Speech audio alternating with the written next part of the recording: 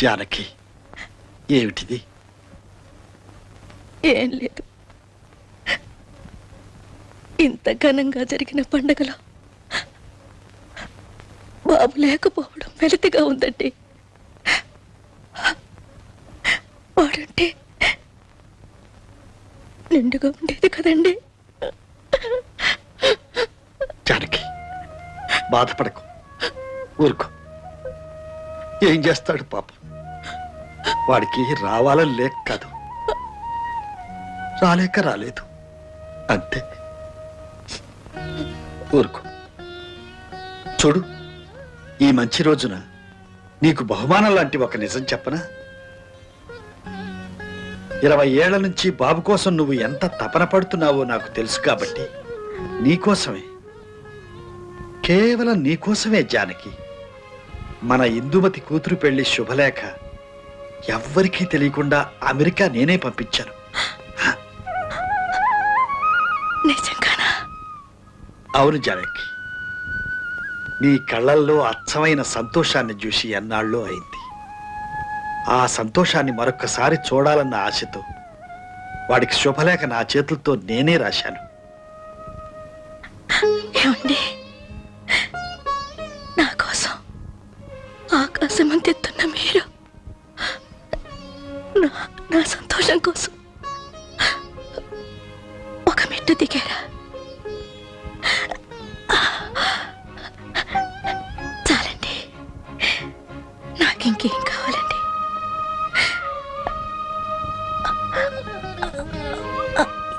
ఈ సంతృప్తి ఈ జీవితానికి చాలండి. మీరు నా పాలిటి దేవు. జానకి, జానకి, జానకి, జానకి, జానకి,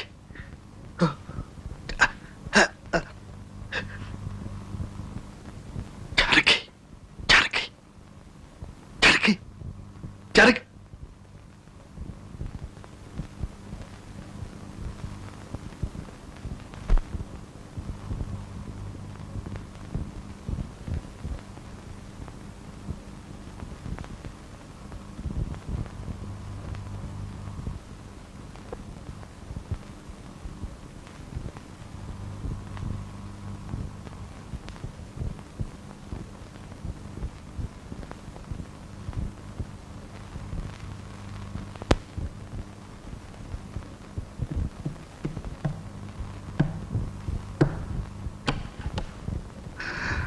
తాతయ్య, ఏంటి?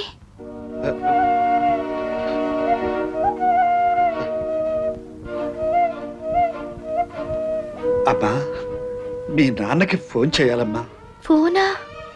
ఇప్పుడా? ఏం తాతయ్య? మీ నాన్న రావాలమ్మా. వస్తారు తాతయ్య, తొందరలోనే వస్తారుగా. ఇప్పుడే రావాలమ్మా, ఈ రోజే రావాలి. దేనికి తాతయ్య? సీత, మీ నాన్నమ్మ మనకిక లేదమ్మా. కన్నవారి రుణం తీర్చుకోవలసిన బాధ్యత, కన్న తల్లికి తలకొరివి పెట్టవలసిన అవసరం మీ నాన్నదేనమ్మా. అమ్మా చూడమ్మా, మీ నాన్న సంగతి నాకు బాగా తెలుసు. మీ నాన్న నేనే స్వయంగా రమ్మంటే గాని రాడు. నేనే ఫోన్లో మాట్లాడతాను. పోస్ట్ ఆఫీస్కి వెళ్తాం పద. రామ్మా, టైం లేదు. అది కాదు తాతయ్య, ఫోన్ నేను చేస్తాను. ఇంటి దగ్గర మీరు ఉండాలి తాతయ్య. ఇలాంటప్పుడు మీరు ఇల్లు వదిలి రాకూడదు. నాన్నతో నేను మాట్లాడతాను, మీరు ఇక్కడే ఉండండి తాతయ్య. నువ్వు మాట్లాడితే వస్తాడంటావా? చిన్నపిల్లవి, ఎలా చెప్పగలవమ్మా ఈ వార్త? గుండె నిబ్బరంగా చెప్పగలవా తల్లి? అయితే వెళ్ళి ఫోన్ చెయ్యమ్మా.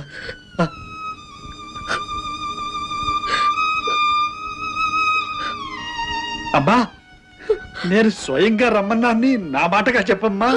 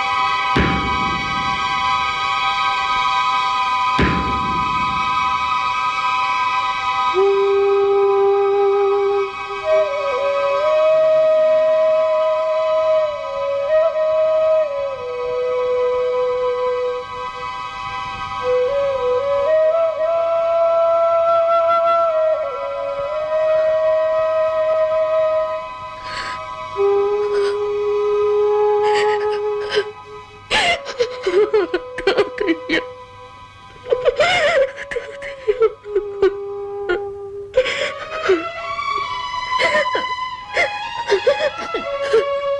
నాన్న చాలా దూరం వెళ్ళిపోయారు తాతయ్య. నాన్న కన్నా ముందే అమ్మ కూడా వెళ్ళిపోయింది. నాన్న దొరకలేదు తాతయ్య.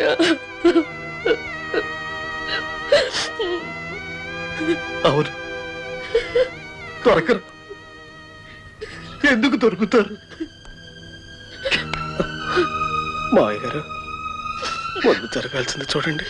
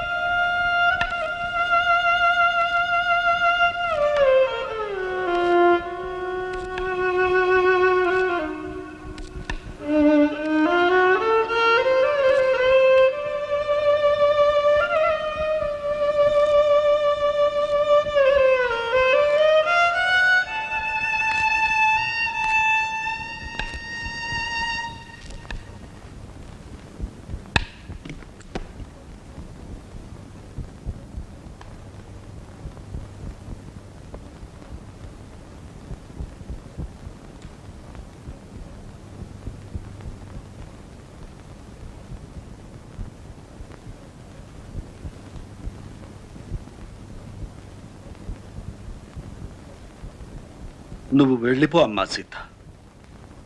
ఇక్కడ ఉండొద్దు. దయచేసి అమెరికా వెళ్ళిపో.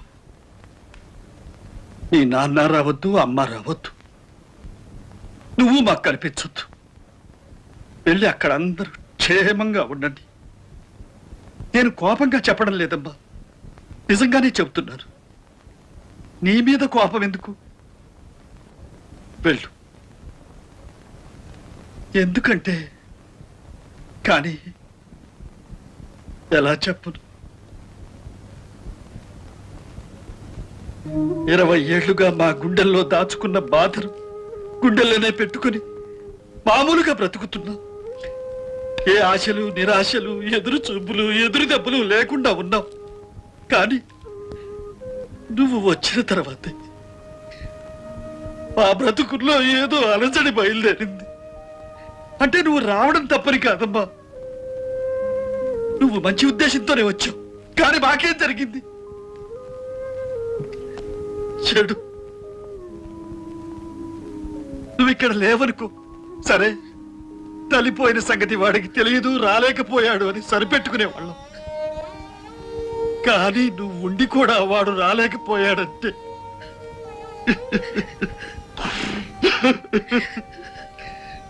నాకెంతో కష్టంగా ఉంది అమ్మా. వాడు లేని వెలితి నిన్ను చూసినప్పుడల్లా గుర్తుకొస్తోంది. ఇలాంటివి ఇంకా ఎన్ని జరుగుతాయో, ఎన్నిసార్లు నిస్పృహతో బాధపడాలో ఈ వయసులో నాకెందుకమ్మా ఇవన్నీ? దయచేసి వెళ్ళిపో. ఈ రాత్రికే వెళ్ళు. ఈ రాత్రికి. అమ్మా, వెళ్లే ముందు ఎవరితోనూ చెప్పొద్దు. చెబితే నిన్ను ఎవరో వెళ్ళలేవరు. ఎవరో ఎందుకు? నాకే నువ్వు వెళ్ళడం ఇష్టం లేదు. అమ్మా, నువ్వు వెళ్ళాలమ్మా, తప్పదు. నువ్వు రావడం వల్ల వచ్చిన సమస్యలు వెళ్ళిపోవడం వల్ల తీరిపోతాయేమో. అక్కడ మీరు సుఖంగా ఉండొచ్చు, ఇక్కడ మేం కూడా ఏదో ఏదో ఇలా ఉంటాం. వెళ్ళిరా అమ్మా.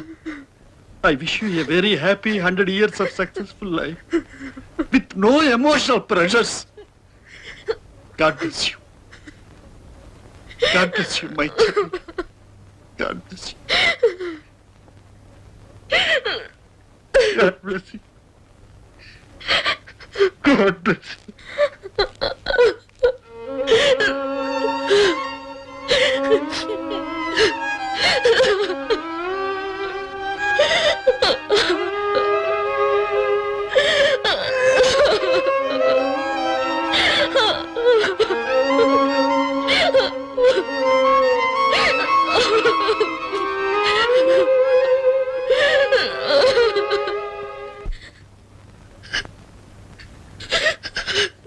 నన్ను క్షమించండి నాన్న. తాత నన్ను గురించి వెళ్ళిపోమ్మన్నారు.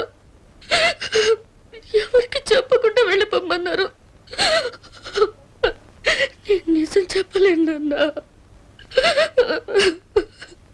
మీ ఆఖరి కోరిక తీర్చలేను. నన్ను క్షమించండి నాన్న, క్షమించండి.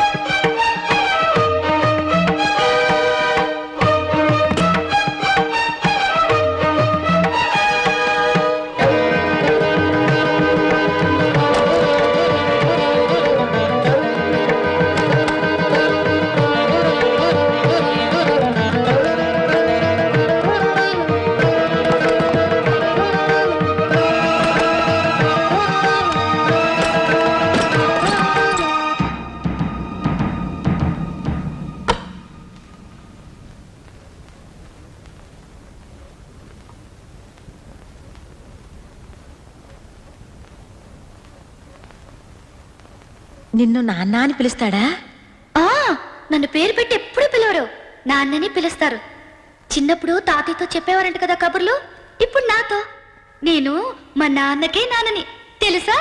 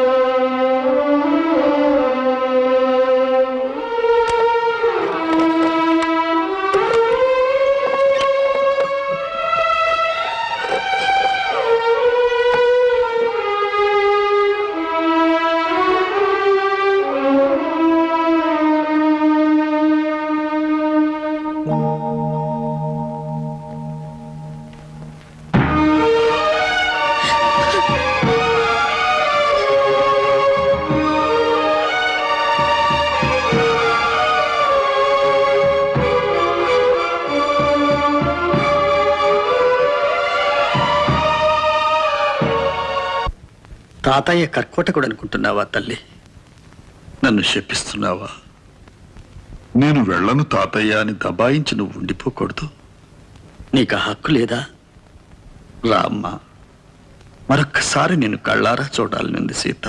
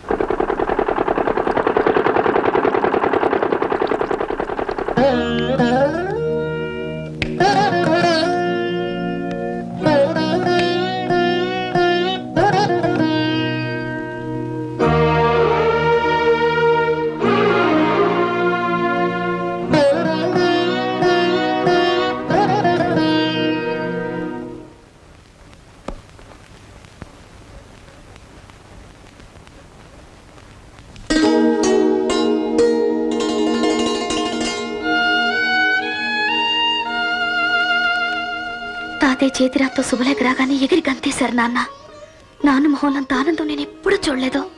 చిన్న పిల్లాడికి మళ్ళీ సంతోషంతో ఏడ్చేశారు. అన్ని పనులు మానుకుని వెంటనే ఇండియా రావడం కోసం వీసాలు, టిక్కెట్లు అన్ని ఏర్పాట్లు స్వయంగా చేశారు. గిఫ్ట్లు కొనడానికి వెళ్ళి తిరిగి వస్తుండగా యాక్సిడెంట్ అయింది. అమ్మ అక్కడికక్కడే కన్ను మూసింది. నాన్న నేనే హాస్పిటల్లో చేర్పించాను. నాన్న, నువ్వు మాత్రం ఇండియా వెళ్ళు. మా నాన్న స్వయంగా శుభలేఖ పంపిన వెళ్ళలేకపోవడం నా దురదృష్టం. పట్టుదల కోసం ప్రాణం పెడతారు కానీ ఆయన ప్రాణం నేనే. చూడు నాన్న, మీ అమ్మ నేను యాక్సిడెంట్ లో పోయినట్టు చెప్పకు. ఆయన బ్రతకరు.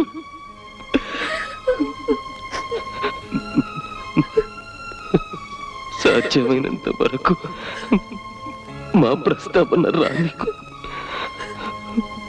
వాళ్ళని బాగా ప్రిపేర్ చేసి నీకు బాగా నమ్మకం కుదిరిన తర్వాత కానీ చెప్పొద్దు నాన్న. ఇక నుంచి నువ్వు శ్రీనివాసమూర్తి కూతురివి కాదు, సీతారామయ్య గారి మనవరాలి. నాన్న, నాకు కోరికలు తీరుస్తావా? మా చితాభస్మాన్ని మేము పుట్టి పెరిగిన గోదావరిలో మా నాన్న చేత నిమజ్జనం చేయించు నాన్న. చేయిస్తావు కదా?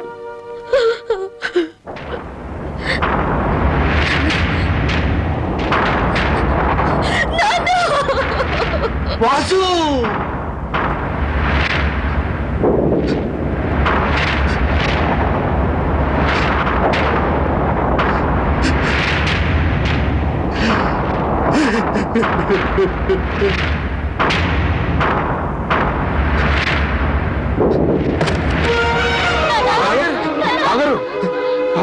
కాశీ, నువ్వు డాక్టర్ తీసుకురా త్వరగా. గాలానివ్వండి.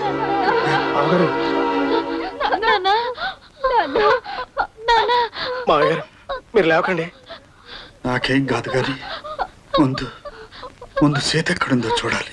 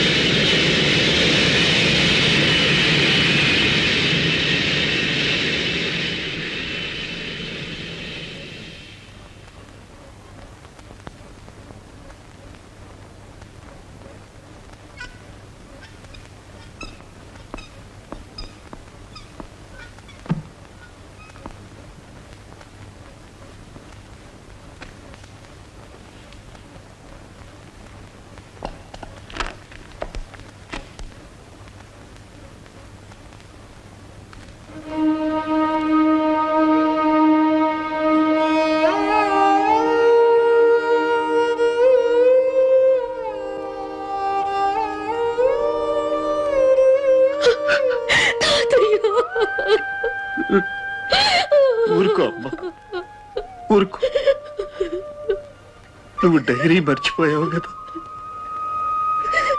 నేనంతా చదివానమ్మా, అంతా చదివాను.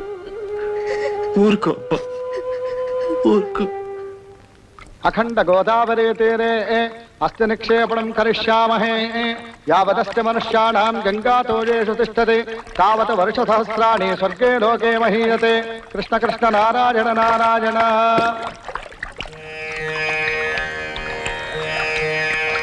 మా చితాభస్మాన్ని మేము పుట్టి పెరిగిన గోదావరిలో మా నాన్న చేత నిమజ్జనం చేయించు నాన్న.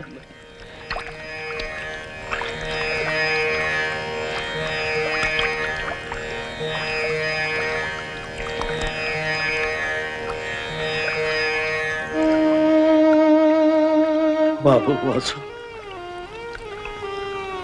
నువ్వు నాకు లేకుండా పోయినా సీతలో కనిపిస్తున్నావు.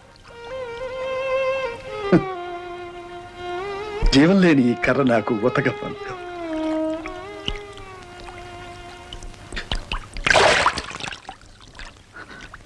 తాతయ్య, అవునమ్మా, నాకు ఊతగా నువ్వున్నావుగా, అంతే చాలు.